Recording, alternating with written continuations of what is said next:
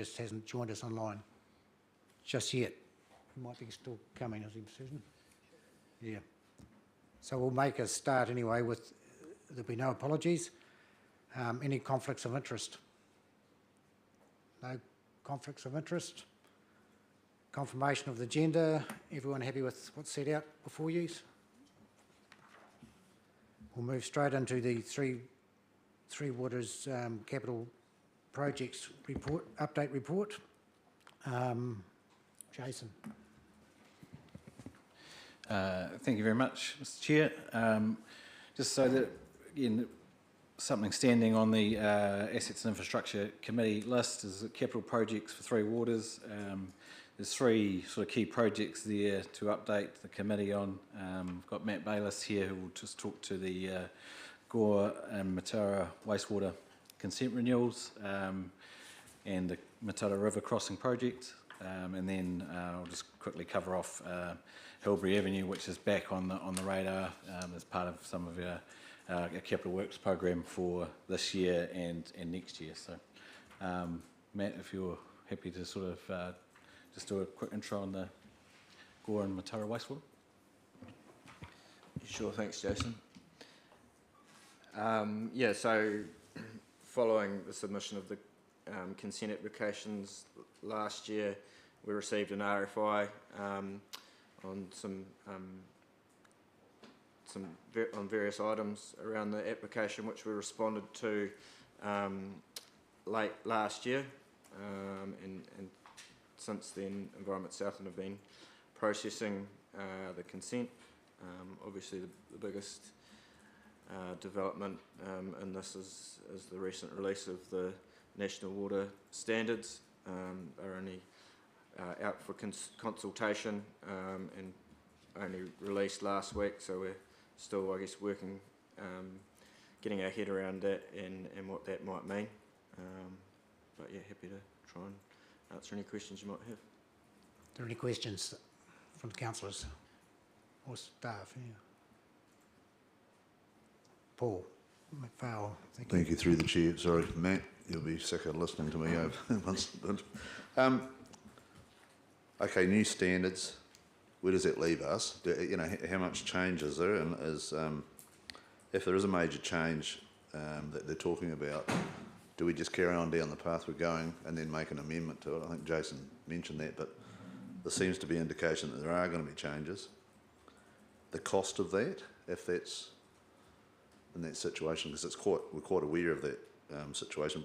If the discharge to land is not necessary, where do we go? And just that's the first part. If you can help, please. I'll defer to Jason. Yeah, I'll have a crack first, and then because what I would probably suggest is that look, we in terms of quantifying exactly what that means or may mean, is that we still have to realise that this is a process that is still needs to be approved. At the moment, it's a proposal, so there's standards there. We will need to make some comment on that. Reliance still on the Water Services Bill, which needs to be enacted, and so as of right now, it doesn't mean that we can have a lot more certainty, although it does indicate what the government is looking at in terms of wastewater standards. So I think the process from here initially would be to continue to develop our understanding of the wastewater standards, what that might mean, and bringing a report to council for a bit of high-level analysis in terms of what that could potentially mean from an implementation point of view, and also a financial implication point of view. But one of the conversations we probably need to have in the next few days is a meeting with Environment Southland and get an understanding of what the best approach is with our consent applications which are lodged. There's a number of different ways that we could potentially go about that. There's, as we talked about previously in the lead up to lodging them, there might be an opportunity to agree to put them on hold given the fact that this new information is now out. Another option might be, given the fact that they are in process and we haven't had lots of conjecture around them, that they may actually grant the consents and then we apply to vary them once the standards are actually put in place. So there's a number of different options that we could pursue. What the right one is, we need to actually have a little bit more of a think about, have a discussion, and then decide on a way forward. But ideally, that would be part of what we might bring back to council as well, and just give a bit more overview. Thank you. Just one other part to that, if I can ask. Is there a risk to us if affected parties come back and don't agree with what we change it to, where we have to go back to revisit the original proposal?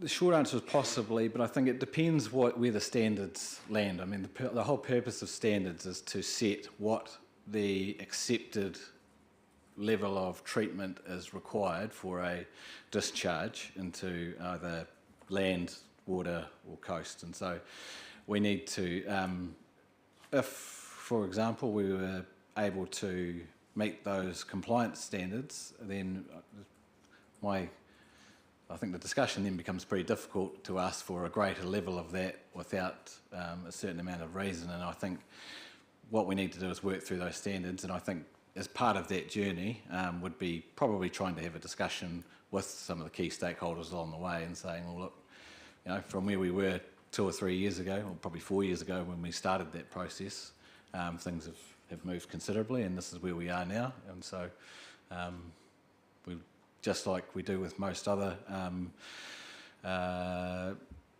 projects of this nature, we would look to sort of have some input and some feedback around those views. Councillor Neville Phillips. Thank you, Mr. Chairman. So, Jason, there's 2 probably key points to this, and that is that hopefully it may save us money in the long term. We've already spent enough, you know, over 900k so far, and the thing about the report that was tabled on is actually the 26th of March, not 26th of April as reported here, but was the key points where they couldn't ensure the performance measures were going to be adequate enough in that report for the changes that were going to be made were going to be adequate for what was going to be required. So hopefully this will make it a little bit easier and our risk may be lessened, hopefully. Just a question from the chair. How close are we to those standards as we stand now? And our wastewater treatments at Mataura, Gore and Waikeka? Through the chair, so I guess noting that we're still, I guess, getting our heads around the standard. We've done an initial assessment, and it looks like the Mataura treatment plant would already meet the standards, so potentially not require any further upgrades. The Gore treatment plant would require upgrades, and they would be, it looks like of a similar scale to what was proposed in the consent application around the ecological treatment that we'd need to achieve. Potentially might need to do some additional treatment around ammonia and nitrogen to bring those the quality down a little bit further to meet the standards. We haven't looked at Waikeka yet, but the standards are very much targeted at ensuring that those smaller schemes don't have to upgrade too significantly. So I'd expect that there wouldn't be a need for a significant upgrade up there. Thank you, Matt. So with the Gore one, it's really just the nitrogen, not the phosphate, the problem? Yes, so with the existing active flow plant that we have, it does a pretty good job already of removing phosphorus. So I think we pretty easily meet what's proposed in the standards for phosphorus. Thank you. Any further questions around the table? Mayor Ben Bell. appreciate that you've only got this last week, but have we got timeframes for when we might get some indicative stuff back to council? Are we looking more April or March? I think what we would propose to do is to try and put something to the next council meeting, acknowledging that, you know, there is a limited amount of analysis that's gone into it at that stage, but I think it's worth bringing what we can. As Matt said, he's already done a little bit of a look into that. I think when you're starting to try and quantify costs, that gets a little bit harder, but you can already sort of read in between the lines. If we didn't have to upgrade at Matoda, then that's a significant potential saving in terms of costs. So those sort of things we can discuss at a high level, and hopefully by that stage too, we might have had a chance, or we should have had a chance hopefully to have a discussion with Environment South and initially, and just sort of get some feedback there too. But no, certainly I think whilst they're out and while there's a fair bit of with what's happening with local water done well, is we don't want to sort of delay that discussion too far. So I think it's important to get it on the table as soon as we can. Thank you. So Mayor the Ben. supplementary as well, we'd probably want to do a submission as well, either in support or against, depending on how we feel in the different parts, because it's quite meaty as well. Yeah, different areas. Yeah, absolutely. I think that's probably the harder part, is actually trying to then decipher what the implications are for us in terms of what we support and versus what we would like to see changed amongst those standards. So there's a bit of work to be done there. Any further questions? We'll move on to the next report before we'll pass them all in one go, I think. So Matt will have, is it Matt for the Mataura River Crossing project? Thank you, Mr. Chairman. Yeah, so obviously, following the council's decision to award the SP2 for the directional drilling works, we've now worked through, and Hadley and Brunton have provided a fairly detailed construction program, and we're getting reasonably close to the enabling works starting for that drilling work, which is obviously pretty exciting given the process that we've gone through to get to this point.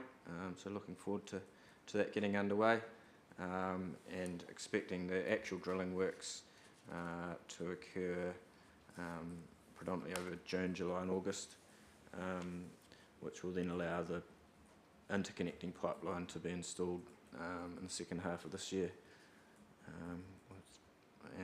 Aiming to have the entire project completed by the end of this year. Happy to take any questions. Questions, Andy Fraser. Thank you, Mr. Chair. Matt, everything's going out and out and out, and I read in the report and you use the word deadline, and I was led to believe that we had to be somewhere near finished or in the process of being finished by, what date have we got here?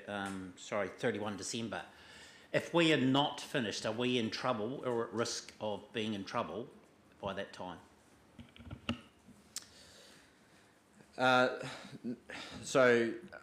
Yeah, Te Mata Arawai initially set that deadline, and I guess the first point is that we're still on track to meet that deadline, and I guess while it has been pushed out over the last sort of 6 months, that completion date, now that we've got everything around the drilling confirmed, we've got a locked-in completion date, so that I guess gives us a lot more certainty around getting that works completed. Up until having that sort of locked in, there was potential for things to move around and get pushed out, but I think I'm a lot more confident that that drilling work will get completed within that time frame. And then in terms of the interconnecting pipeline, I'm reasonably confident that that can also be completed within those timeframes that we've got, and we've got a reasonable level of float in there to make sure that we can meet those timeframes. In terms of meeting the deadline, I guess it's possibly something, if we start to get concerns that we're not going to have everything completed, we can have some discussions with Te Mata Arawai, and I'm reasonably confident that providing we've made steady progress and there's a clear completion date, there'll be a little bit of flexibility in that time frame. And I think there's a number of councils working towards this deadline, and not all of them.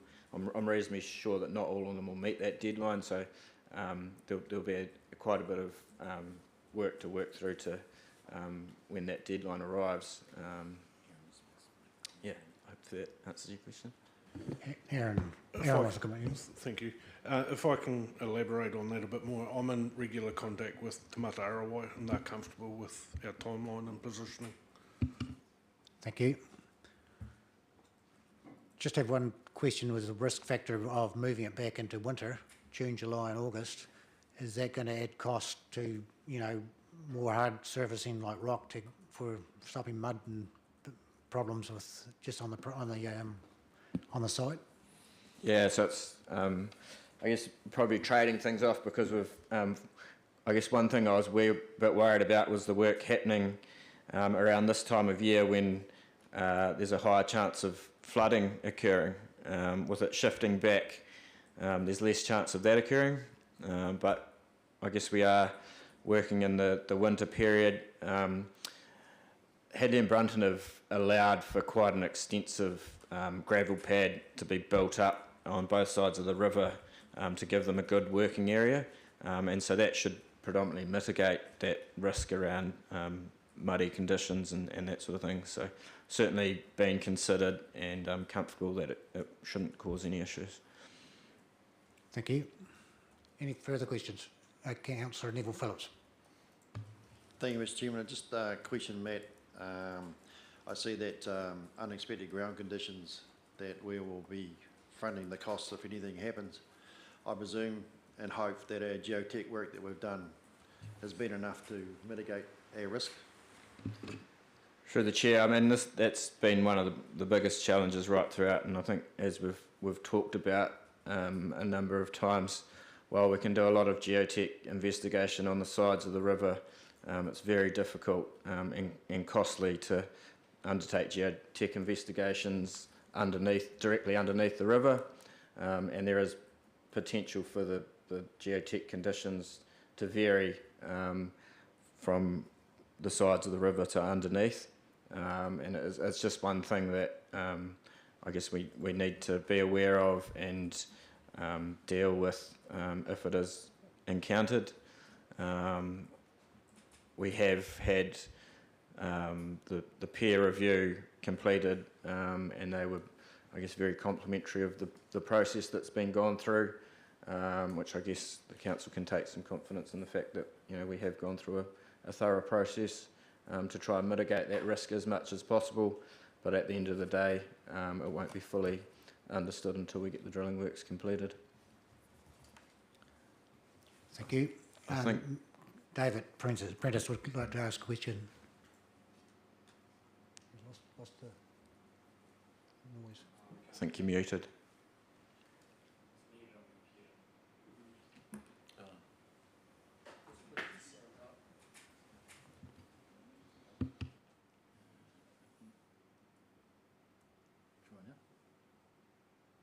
Try that, David. David, can you hear us? I can't hear him.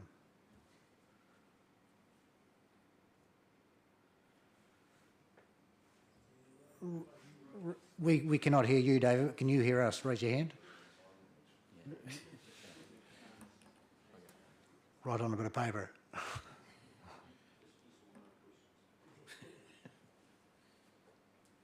We'll have to come back to that. We'll try and come back to it. He's gone. He's going to try and log back in. He'll log again.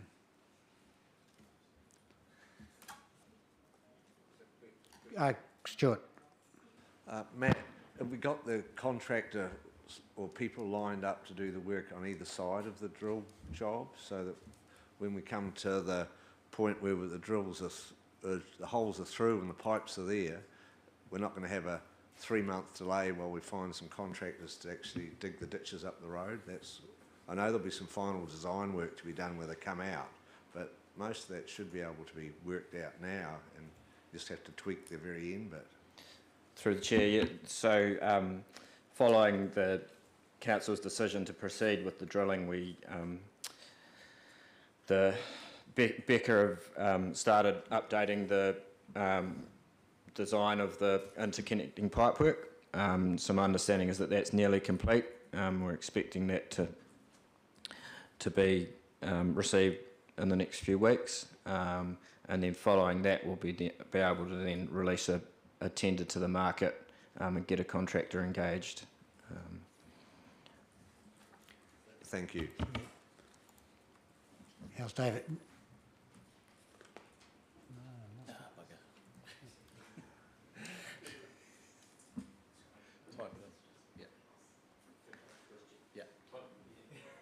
Type the question in. Can you do it? Yeah, we can get it in the chat if he types one. Type it in if you can.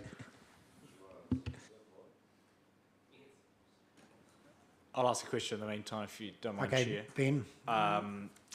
Just on that, and I may have missed in the report, but the previous forecast for the updated design was the 15th of the 1st. That's now been delayed almost 2 months. Was there a reason for that?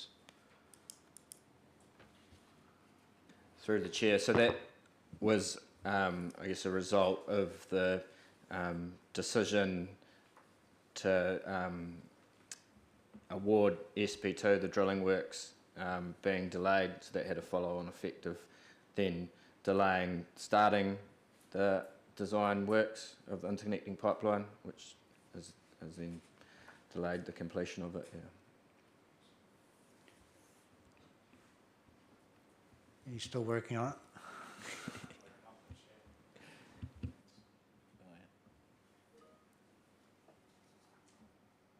Also, have we got it? It's gone.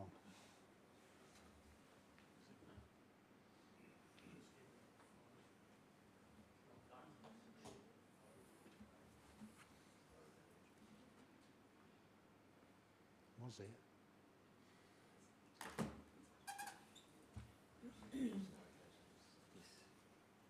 Also, good to see the risk allocation exercise. Does that include allocation of outcome of risk eventually, i.e. who bears the cost? Also, have we considered some form of pain or gain share mechanism? You can answer that one. Yeah, sure. So the allocation of cost was certainly one of the key parts of the risk allocation matrix or assessment that we did. So we've gone through and specifically set out where which party the various risks sit with, so that that's all as clear as can be. So that was very much a key part of that assessment. In terms of the pain gain share mechanism, there is some of that that is included. So I guess we went through a bit of a process where we started off with a pure cost reimbursement contract model.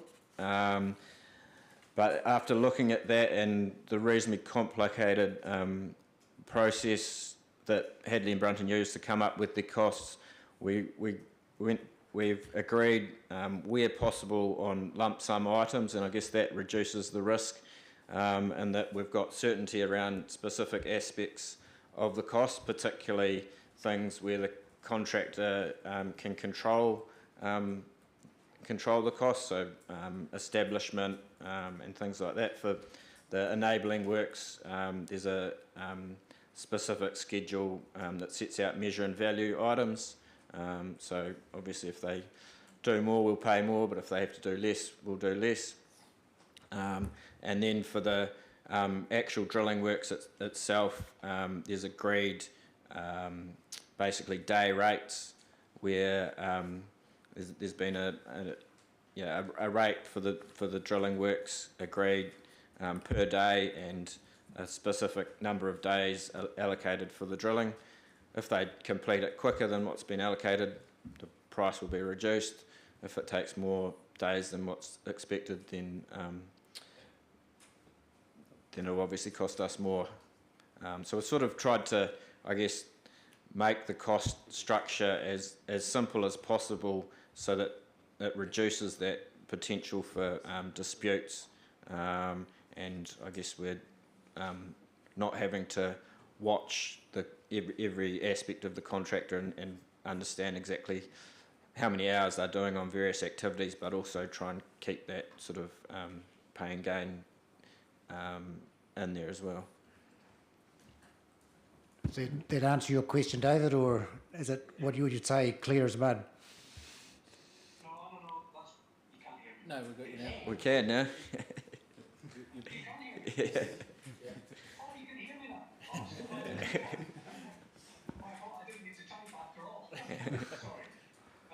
Sorry, through you, Chair. Yes, it does. Thank you, Mark. That was very useful. But I've just added a final note in there. Would it be possible just to have a look at that detailed risk register? And I'd be really interested just to see how the cost allocation is spread across the project. Yeah, so I guess Hadley and Brunton are a wee bit cautious around publicly issuing that. There's some potential IP within it, but certainly I think I could share it with you. But that's why it hasn't been included in the meeting agenda. Look, if it's not appropriate, that's fine. I'll leave that with you. I don't think there'd be any issues sharing it directly with you, but yeah, they're just mindful of putting stuff out into the general public arena. Thank you, David. Any further questions? Otherwise, we'll move on to the Hilbury Ave site development project. No? Jason? Okay, thank you. Yeah, just sort of on behalf of Rian, who put the report together, who's unfortunately off with COVID today, we will sort of take the report as read, but I guess just a bit of an intro into this, again, coming back onto the project list. So as you can sort of see there in the report, this is sort of the last part of the centralisation of the water treatment work as part of that process that's been happening over a number of years. So you can sort of see there the projects that have been listed, and the Hilbury site development is one of that. So we have some issues around the existing tower. We need to decommission and demolish the site, replacement of the reservoir, which is asbestos issues that we've talked about, and then just relevant site work on there. So this is just an update to really state that we've just started re-engaging with Becca to do provisional design, who are familiar with that site. And then once we have been through that process, we will then look to go out to tender for that work and approach appropriate contractors to do that. But happy to sort of take any questions or comments from the committee. Any questions? I have one. Is just probably the first one is, what size tank is appropriate when we probably can do without a tank while we do the process of changing over, and can we not supply water on stream from our existing plant at East Gore once we have the underwater river crossing done and the size and pumps set up? Do we actually need the extra storage now?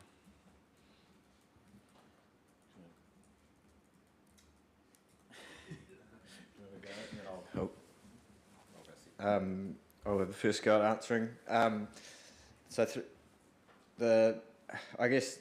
So Becca originally did some preliminary design work, and the 1500 cube reservoir is what's been recommended. 2,000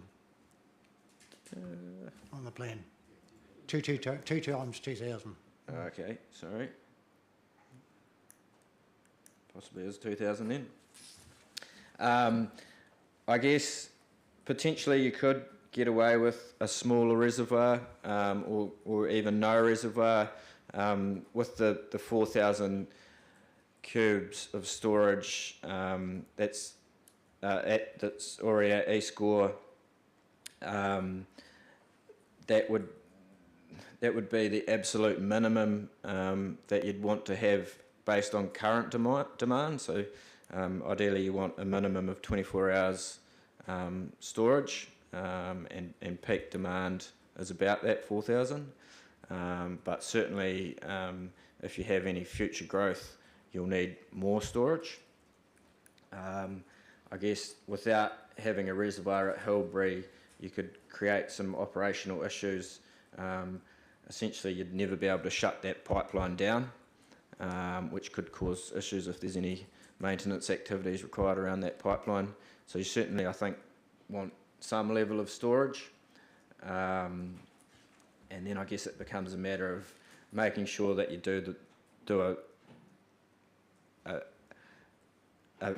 you've sized the reservoir so it is future-proofed. And the other factor to consider is that the cost of the reservoir generally proportionally doesn't go up depending on the size. So say a 1,000 cubic metre reservoir wouldn't necessarily be half the cost of a 2,000 metre cube reservoir. So there's a bit of balancing there. If you were concerned about budget, you could look at reducing it, but potentially you then might require yourself to build another reservoir sooner rather than later. Any other questions, Councillor Stringer? Thank you, through you, Mr. Chair. How much capacity is at Hilbury at the moment with what's there? So the existing reservoir is about 1,000 cubes. Thank you.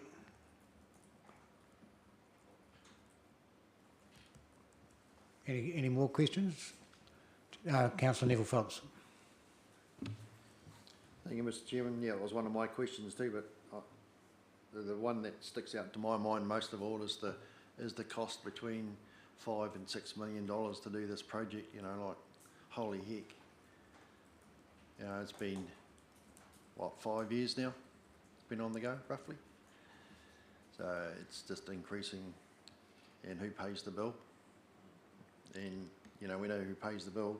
The people sitting around this table also pay that bill, and I've just got real concern about how it's costing us more and more, and nothing's been done so far. I know.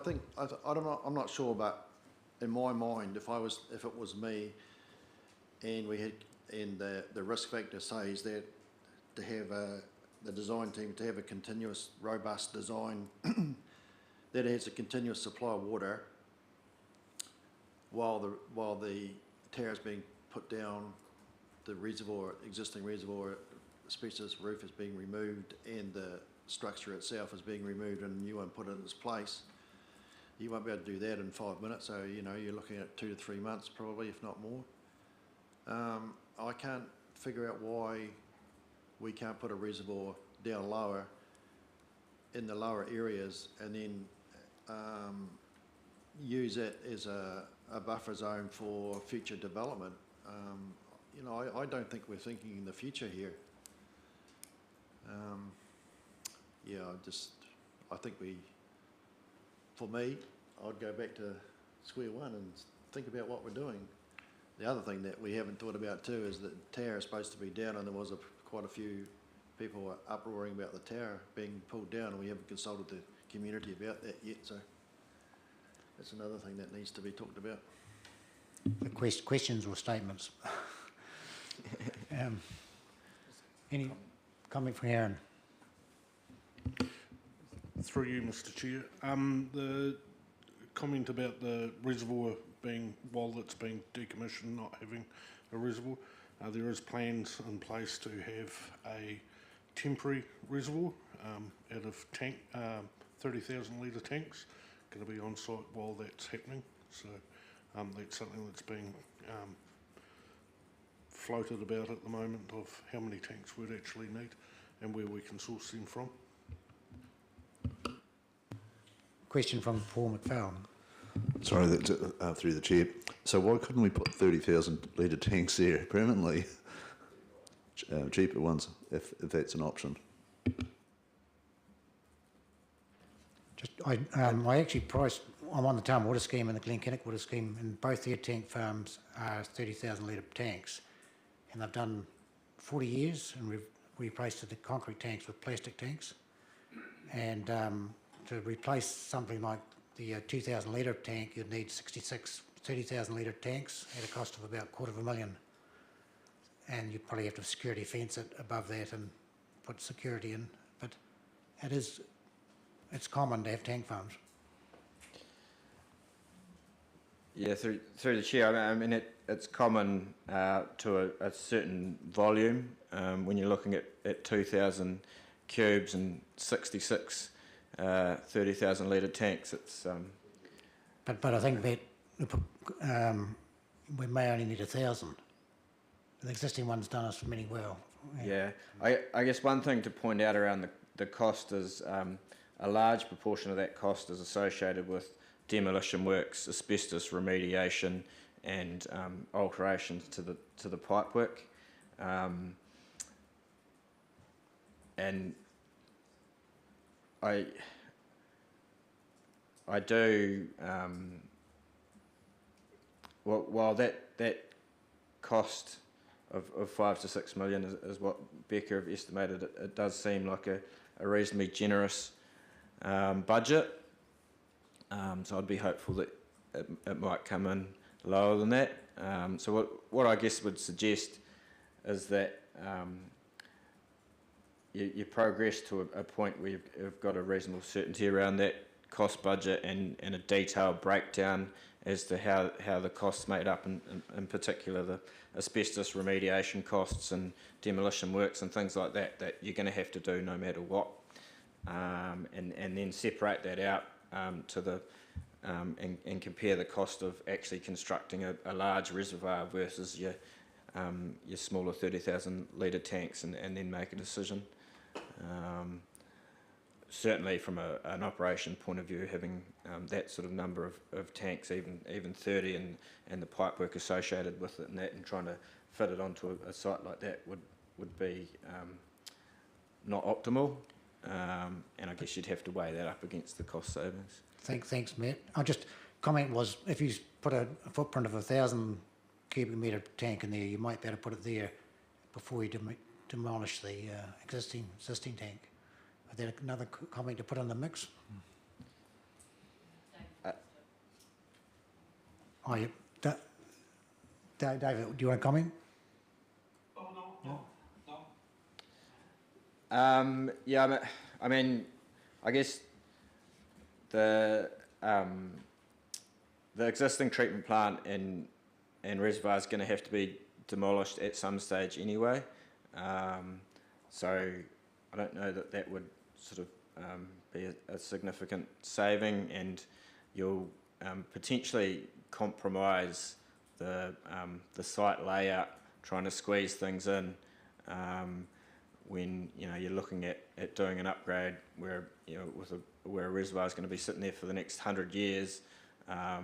So I'd sort of encourage you to not go with that approach, and make sure that you get the right layout that's going to be easily maintainable and maximise the usage of the site for the next 100 years, rather than trying to do something that might save you a little bit of money now but would create issues in the long run. Just another comment. There is room for another reservoir at the East Gore plant too, isn't there? I think existing, when they built the first one, there was room to put a second one in. Yeah. No, so the new treatment plant has been built where that second reservoir had been proposed to go. And certainly from a network resilience perspective, you're far better off to have the second reservoir at the Hilbury site across the river versus over at East Gore. Thank you. Any further questions? Councillor Robert. Excuse my memory, Matt. Mackenzie. What was the capacity of the tower when it was functioning? To be honest, I don't know. It's been out of service for a long time. I wouldn't have thought it would have been huge, and the primary purpose of the tower was to provide pressure rather than water storage. Yeah. So quite a different function to a water reservoir. Yeah. Okay. Thanks. No. Any further questions? Councillor Andy Fraser. Yeah, thanks, Matt. Just clarify, so Becca are now doing a cost analysis, or we're going to ask them to do a cost analysis? through the chair, so I haven't been specifically involved in the engagement of Becca. Rian is, I guess, leading the project, so I'm not sure exactly what they've been engaged to do, but I believe it's predominantly around the design of the pipework that'll be required to bypass the existing treatment plant and allow for the new reservoir to be installed. It's my understanding is that it's proposed to the actual reservoir will be a design build package, so we need to design the pipework at the site, and then essentially the reservoir will just get sort of plugged into that pipework. Is that, just a question, those reservoirs, if you've ever gone to Clyde, they've put in new reservoirs up by the dam, and I know I've been through to Fairley, and Fairley's done the same, and they've put 2 reservoirs upstream from the town, and it feeds down similar, and they sort of bolt together panels and with a roof. So, Chair, yeah, there's a number of different reservoir solutions, and I guess they've all got their pros and cons, and that again is something that that decision can probably be left, and you can possibly put out a RFP to the market, allowing for various materials to be used, and then you can weigh the advantages and disadvantages against the various costs, and make a decision at that point. Thank you. Councillor Neville Phillips. Thank you, Mr. Chair. You know, like, I'm just going to say what's out there. I'm just concerned about the cost. You know, like, it's a preliminary discussion here about between 5.7 to 6 million, and that's without the cost of pulling down the tower. You know, so I just want some really good analysis done on this before too much more. Thank you. Jason. Just through the chair, I think that part has been included now and part of that cost. So some of the work that Rian has done in consultation with some of the contractors around there, I believe that will be potentially part of that cost now. So that original, I think, version of the works that we had wasn't, but so we've been able to incorporate that into it. And I think just, again, going back to a high level around this project is, look, we understand the cost implications, absolutely. And I think the whole purpose of doing the work that we're doing now through the design stage is to make sure that we get the best possible outcome for the council, and to look at every opportunity to minimise, you know, or to work through that to get the best cost. Again, the whole, with the estimates we've got are very much high level, and until we're able to break down those different components and then bring it back, that'll give you a lot more cost certainty, just like we have with previous projects around what the final number will be. But we can again take into things to account, such as you know, demand in the market.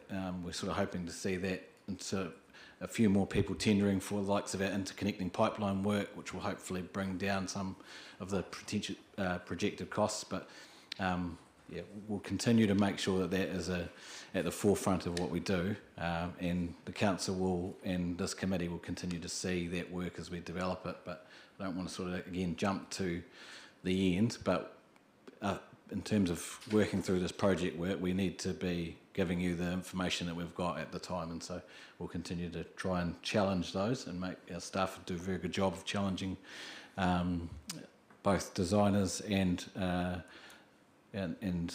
contractors around the pricing that we're getting. So we're trying to do whatever we can in that space to minimise the cost for council and therefore the community. Councillor Robert McKenzie. Through you, Mr. Chair, excuse my ignorance, but I wasn't really aware of that we were going to have to spend that sort of money on tanks up there. Have I missed something in the process? It has been discussed in past as part of the construction of the whole project. Yeah. Sorry, I've missed that, because I can just imagine. I know you have to build the right thing, but I can imagine what Joe Blogg's ratepayers are going to say. What? Yep. Excuse me, but it's just a comment. Yeah. Just another question is, with the construction and program, you've got December 26th, have a new construction of the tank or the reservoir. Our track record probably means this will fall into 27. And where will we be with the council-controlled companies with Three Waters?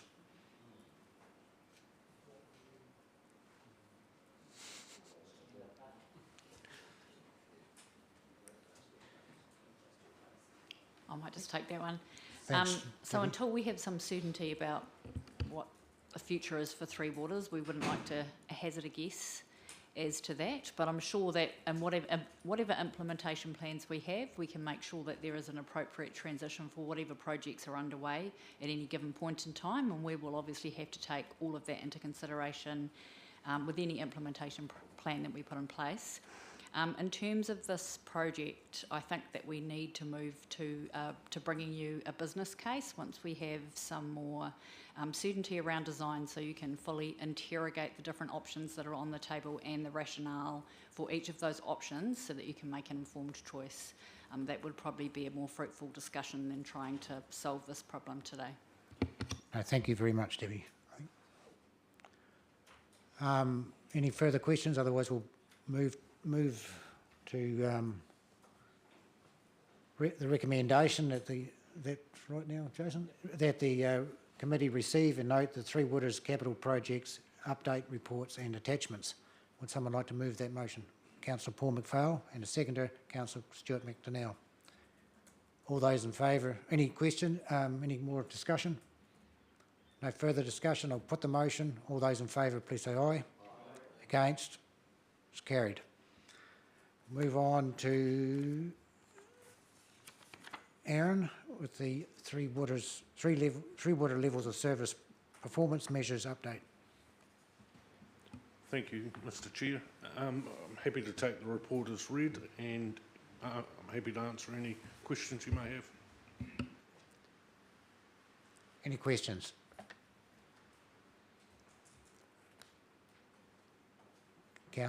Mayor Ben Bell. Not a question, but just wanted to pass on some good feedback that I've already passed on to Debbie from the public. There's been a couple of hefty jobs, Aaron, that you've gone out to on the team, so just want to pass on that there's some really good reviews out there, so just appreciate your work.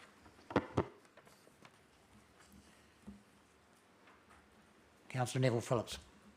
Thank you, Mr. Chair. No, I'd just like to reiterate Ben's comments on that, and we had a classic example with our latest event held in Mataura with the National Waterway Challenge. The hydrant actually broke during the competitions, and the team from the Three Waters department were instantly down there to help out with the repair, and they got shouted to smoko for their services. Thank you very much, guys.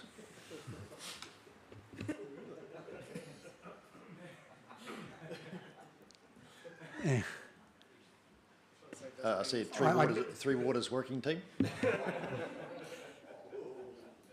I just wonder too, under the stormwater customer request there, I just wonder if our standards are too high, and that's why they haven't met it. Just a question to throw out there. It's always a problem when you have a flood, you can't be everywhere at once. And that's correct, Mr. Chair. We're doing our best, and we're at 61.5 minutes for response time for 10 events so far for the year, so I think that's pretty good. Just very good. That question's been asked before, Chair, and we don't set it, if I remember correctly, right? So it's the same for everyone across the country. Yeah. Thank you, Ben.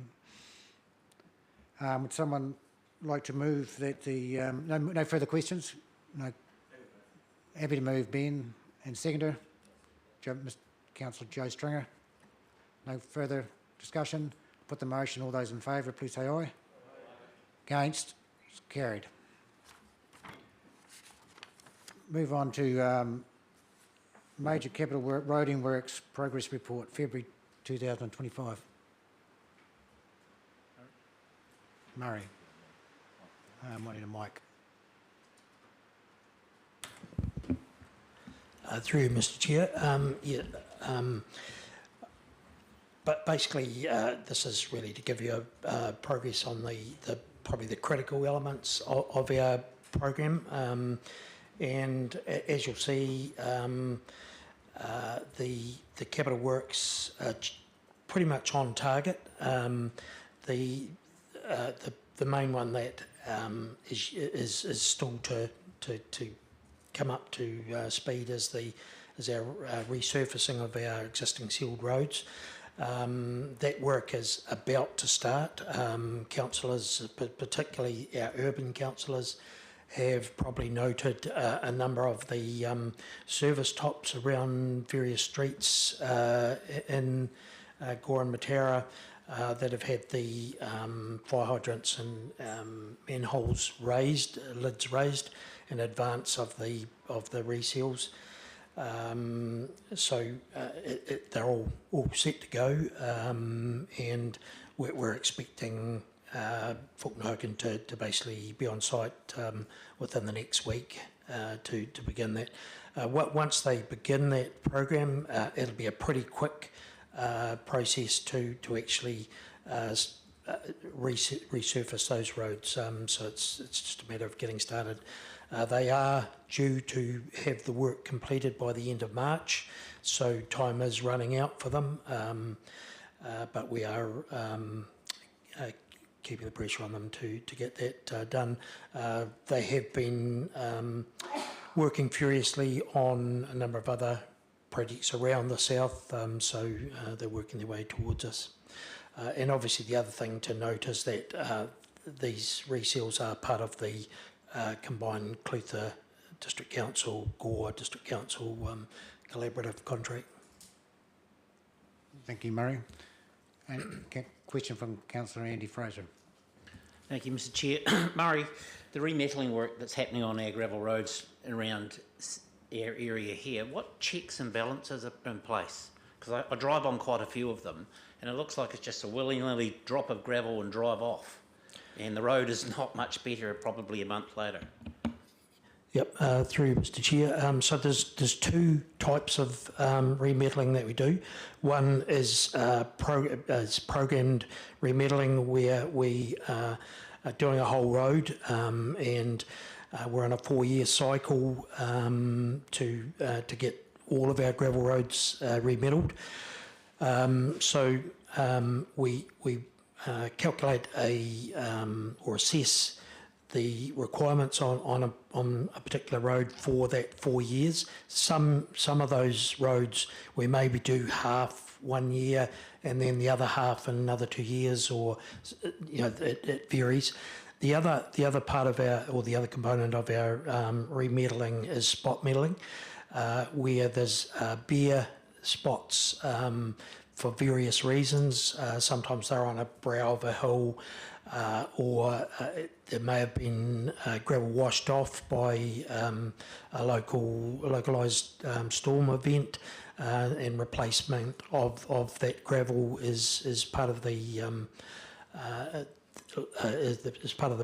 work that isn't in that full 4-year cycle programming. So hopefully those sites that you've mentioned are examples of the spot metalling. They could also be an example of the split metalling that I mentioned earlier. So I'm happy to, if you've got any queries about particular roads, I'm happy to talk to you outside the meeting regarding those. Councillor Paul McFarlane. Through the chair. Murray, I'm just reading here in the report there about the drainage, and it's got wet winter and spring weather. Now, I've lived in Southern 60 plus years, and every winter's wet. And what concerns me is the commencement of the contractor to get rid of the soil that you obviously excavated. Is there no other way? I mean, getting the water off the road is critical, obviously, and following on to your remetalling, I've been driving around the roads with the map you've supplied, and there's a lot of grass on the roads.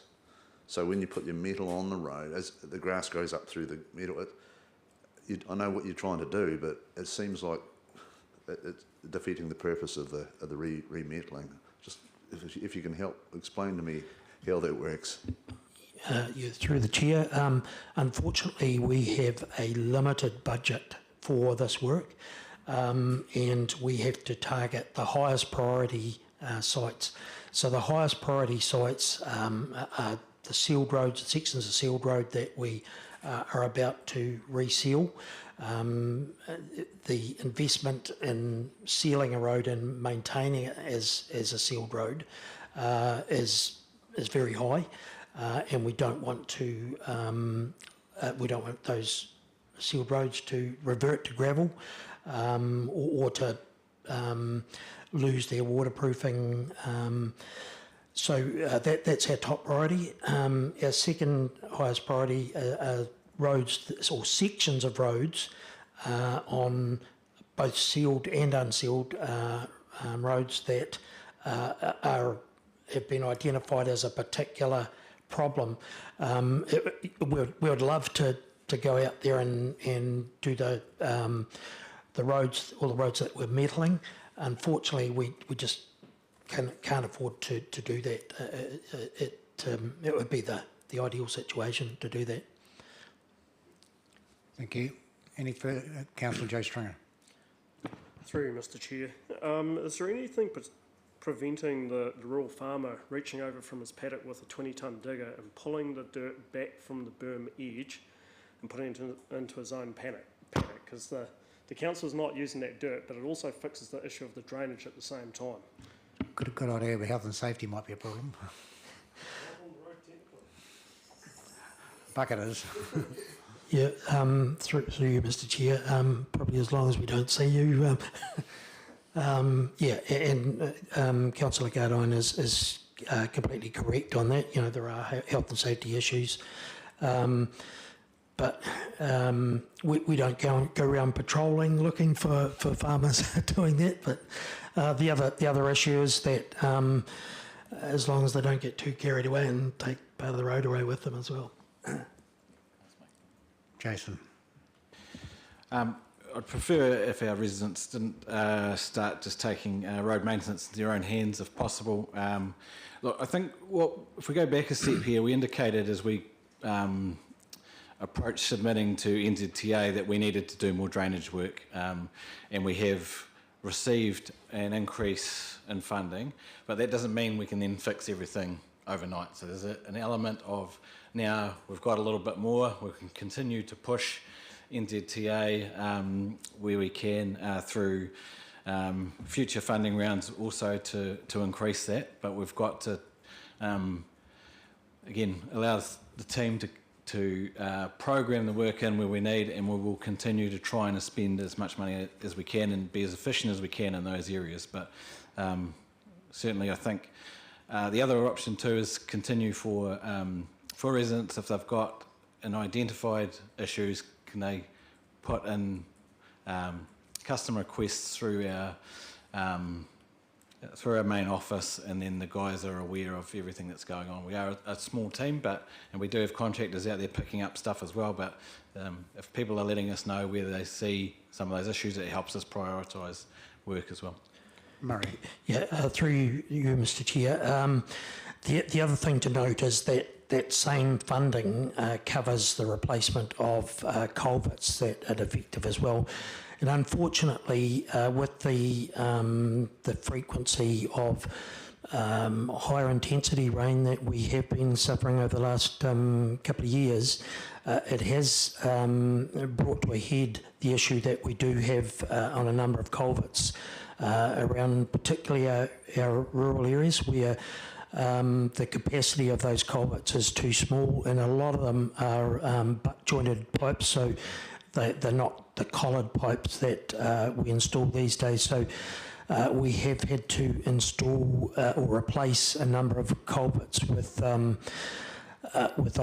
either larger or both larger and more competent types of culverts. So that has eaten into the funds that we do have for the surface water channel drainage that we cut along the edges of our road. So there's a number of factors that go into that.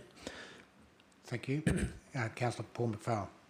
Sorry, just a question through the chair. Murray, overseas they have a machine that's on a tractor that drives along the side of the road and picks it up a little bit like a silage and flies it out the back, and you put it into a truck or on the side of the road. Now, I know there's someone brought one into New Zealand. Are they working anywhere else? Because they're far faster and far cheaper. Is that something that we can... You've obviously looked at it, but I just don't know whether they're available yet. Through you, Mr. Chair, it's not a machine that I'm aware of locally, or I haven't seen any in New Zealand. I haven't heard of any being operated around the country at any of the forums that I've been involved with. I will look out for them though. They are in Christchurch apparently, but yes, that's cool. Thank you. Thank you. Councillor Joe Stringer. Further to that, they also redo your sealage and they pack it back down afterwards, but I think that would come under what the contractor to the council would supply or do as a job, not what the council can do. Thank you. Any further questions on writing? Councillor Neville Phillips. Thank you, Mr. Chair. Excuse my back, Murray, I'll just ask the question, but under the executive summary, I see that the point number 4, the bridge, single bridge renewal program has been complete. It's been an ongoing issue since 2021. The problem I believe you probably have now is that your fundings, your CapEx and operational budgets have been cut and slashed. I'd probably like to see a report to council through the chair in regards to how your program is going and what the council is or can't do at the current time, and what's happening with the bridges within our district, because I know there's when we had the workshop there was quite a few problems or issues. Have you got a bit of an update, Murray, or do you just want to bring that through as a report? Yes, through you, Mr. Chair. So bridges, we have, as I've reported, completely replaced a single bridge, which is on Atama Valley Road. So that basically has used up all of the funds that we had for bridge replacement. Oh, sorry, it's used up enough funds that means that we can't replace another bridge this year. However, the option 2, which was chosen in those workshops, was to replace a single bridge per year, and that is what we've done for the current financial year, the Atama Valley Bridge. We do have another bridge, or next highest priority bridge on Middle Road West program for next financial year. The leftover funds from this year's funding will go towards that, and in that option we did have an acceleration of the bridge replacement fund, bridge replacements for year 3 of the 3-year funding cycle. We were looking at replacing 2 bridges in that 3rd year. That is probably doubtful with the funding shortfall that we have achieved or been given by NZTA, so it's likely that it'll be a single bridge per year during the 3-year cycle. However, we are looking at, we're currently looking to use alternative means of providing longer term, not complete replacements of bridges, but replacement of some of the structural components in some bridges. We're also looking at the divestment of some bridges, as I mentioned in my report, 2 bridges, Parker Road and Kemp Road, which are bridges to, particularly Kemp Road is to just a farm access. Parker Road is slightly different, where there's a house over the other side of the bridge, but we've done the calculations of the cost-benefit ratios, and they come up as less than 1. So there's basically no public benefit or very little public benefit to replacement of those bridges. One of those bridges is $600,000 to replace, so that's 2 years of our bridge budget. It would be used to replace that bridge. However, we're in discussion with the farmer and farmers that are affected in both those situations, and we're looking to come up with some innovative ways of assisting the farmer to continue to have access across the stream without using the bridge replacement funding, which is, as I said earlier, is very limited. Thank you, Murray. As a farmer too, I'm probably got a conflict of interest. I've got one of those bridges on farm that are owned by the council, and it's probably not up to standard. So we need to have discussions with those farmers to fix the problem, because basically we have problems with getting fire appliances across those bridges when they're not compliant, and also there's rural cartage carriers that go across those bridges.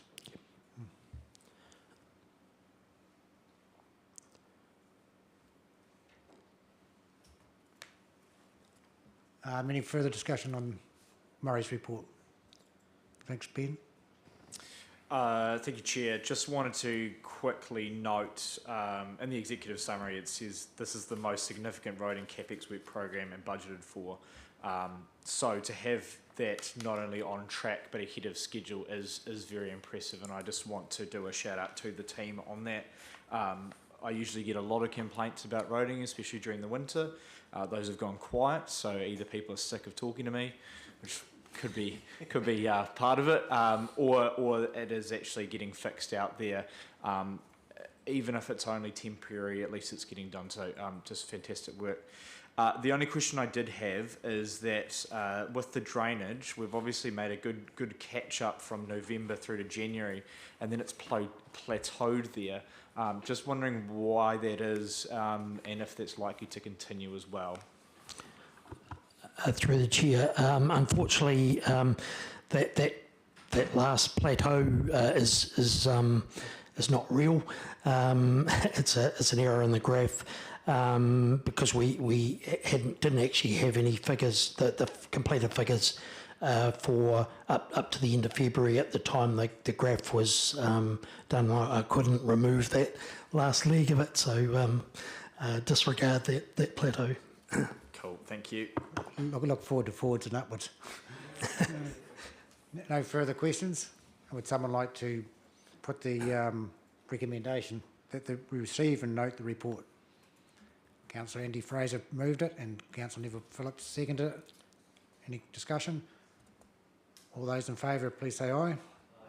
Against? It's carried. Move on to Waste Minimisation Act Review, Letter of Support. Jason. Thank you, Mr. Chair. So, quick one here, really to finish off the meeting. This really is just an opportunity for the council, through the Assets and Infrastructure Committee, to support a number of letters that have already been received by the Minister around reviewing the Waste Minimisation Act. So, the government decided to partially review part of that without any sort of consideration and awareness to councils. It's important that councils are considered when undertaking those reviews. They can have pretty big implications. For example, there's the waste levy that is attached to each load that goes to the landfill that then comes back to councils. Those are important income streams that support waste minimisation activities. It's important that if the government is going to make any changes around these sort of areas, that they are in consultation with council. So this really is just an opportunity for the Gore District to support that a review of the Waste Management Act does occur, but that it is in consultation with councils and sort outcomes through that. So happy to just take any questions or comments from committee. Any questions? Mayor Ben Bell. Thank you, Chair, and recognising I've got the Chair of WasteNet behind me, so I might have some daggers at the back of my head from saying this, but another member of WasteNet here as well. I guess I'm a little bit miffed as to why it would be beneficial for us to support this other than from the moral obligation of absolutely we should have been consulted. I guess I look at point 10 where it says that the four main changes are only of minimal immediate impact. So is that immediate likely to change? And also, I would think that the not being mandated to introduce organic waste is a benefit to us. So I guess I'm just trying to look at it from a devil's advocate point of if we don't have to, excuse my language, but piss off the minister unintentionally, I guess yes, we should have been consulted, but whether we need to get in behind and support something. I mean, the letter itself is also quite direct, which is probably how it's intended, but I don't know if we around our council table have that same directness as to how things happen, but happy to be challenged on that. Thank you. Any other comment on that? Councillor Neville Phillips. Thank you, Mr Chair. Also sitting in the room today, not only the Chair of WasteNet, but also the Director of WasteNet. Perhaps Fiona would like to perhaps answer Ben's question, or? I'll take that one. Jason wants to comment. Again, look, I think this is a decision for elected members. So you know, Ben's raised a point. We've put the opportunity in front of you. That was really the goal here. I'm not saying that you have to do that. It's completely your prerogative. But we'd be remiss if we didn't put it in front of you, given that it was requested by Wastemans, which is does a lot of work across the sector promoting good practices across the country, and I think, really, as I said, a number of councils have already made it quite clear. I think that there was an announcement last week that that's been received, and so, is there much to gain from it? Possibly not, but it's an opportunity that we wanted to make sure that Gore had as well. So that's really, in terms of where we go from here, happy to take direction from the committee. Councillor Andy Fraser. Thank you, Mr Chair. Look, I've got no problem with sending this letter, and I don't care if we're direct. We've had a change in minister in the last 3 months, so it doesn't really worry me either, like in local government. The government changes all the time. We're making a point because in the financial consideration, it does say we could have a shortfall and it'll come back on our ratepayers. So that's the last thing we want. So I'm happy to move. Hold that for a minute. Any further questions first? Councillor Paul McFarlane. Through the chair, look, I back Councillor Fraser completely. I think if we don't comment on it, I think we don't care, and we're just going to go along with what happens. We've got to have a voice and let them know what we're thinking, and give them something to think about. No more, Councillor Neville Phillips, any questions only, thanks? It's not a question, Mr Chair, it's just a comment in that it's only a recommendation to full council, and council will make that decision as full council anyway. So. Yep. Councillor Fraser, so I'd like to put the motion. Would someone, you'd like to move that the Assets and Infrastructure Committee, A, receive the report, Waste Minimisation Act Review Letter of Support, notes the proposed draft letter provided by Waste MINZ, Appendix 1, and C, recommend to the Council that the Mayor sends the proposed letter of support for review of the Waste Minimisation Act with any noted changes. Got a mover and a seconder. All those, any comments? Open for debate. Yeah, sorry. Last ditch attempt. I know that it's being moved and seconded will probably pass. I just also wanted to highlight that this letter is asking to proceed with a full review of the Waste Minimisation Act, which will lead to more consultation and ultimately more rigour when we're doing reviews of other acts such as, you know, the Water Services Act and many others. So this would add just another thing that's being reviewed as well.